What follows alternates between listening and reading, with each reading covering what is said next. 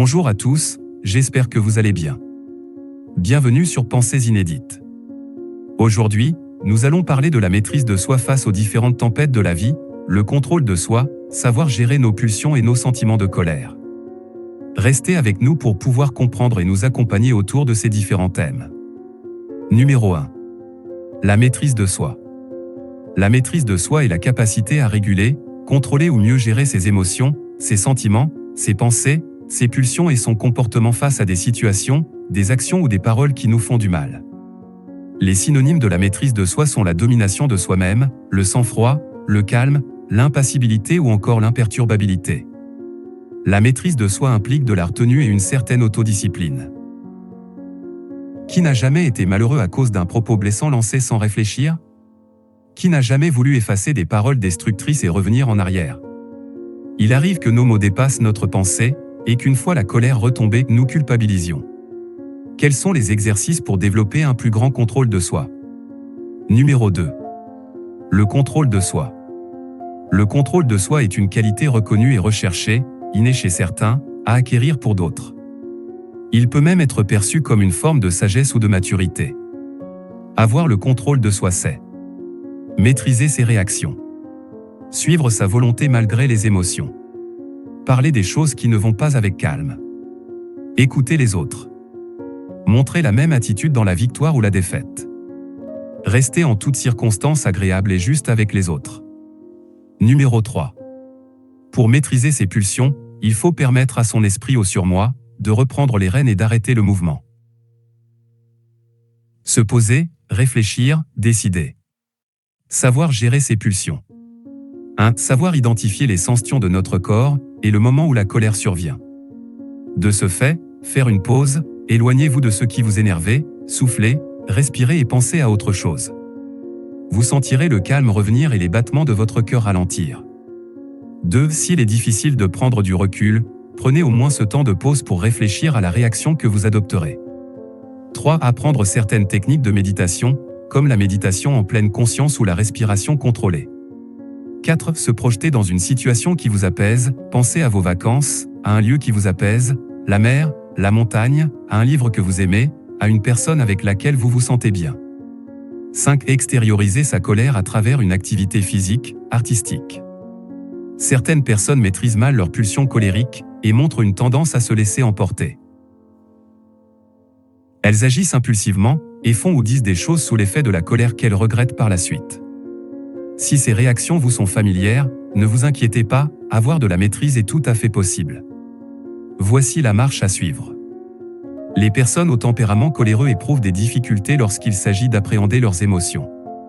Elles ont plutôt tendance à éprouver régulièrement de la colère et se retrouvent alors en position de devoir l'évacuer.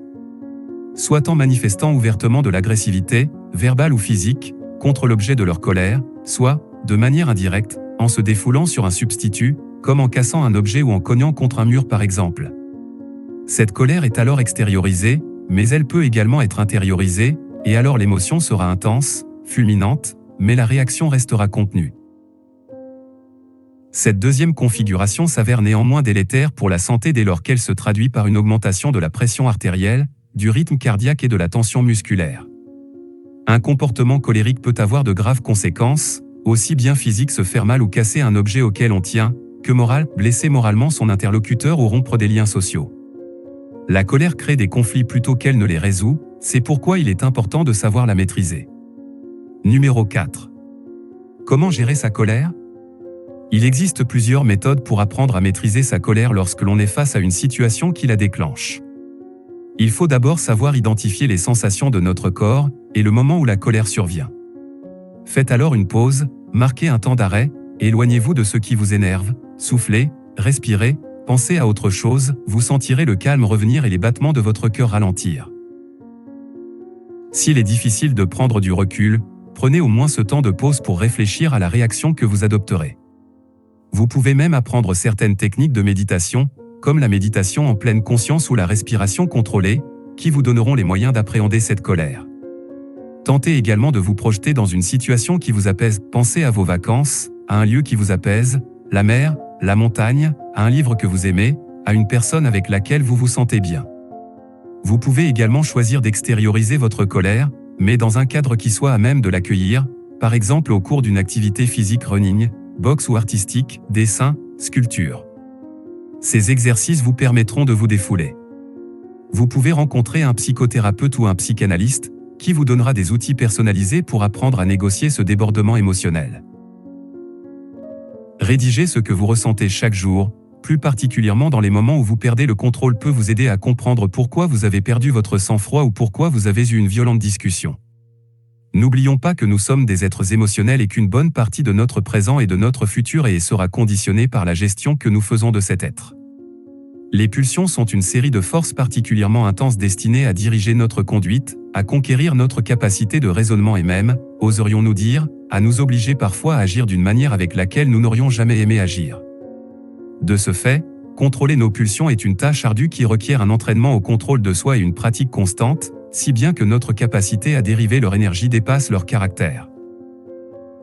Nous savons aussi que chaque émotion a sa propre fonction, qu'elle soit négative ou positive. Les émotions nous permettent de nous mobiliser et d'apporter une réponse à un carrefour qui demande une décision de notre part.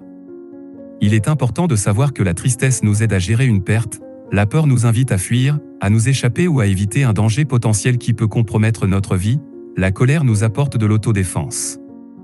Même si elles sont nos alliés dans la majorité des cas, les émotions peuvent devenir des problématiques à partir du moment où elles cessent d'être fonctionnelles, à l'instant où elles entravent notre vie, notre environnement et nous-mêmes.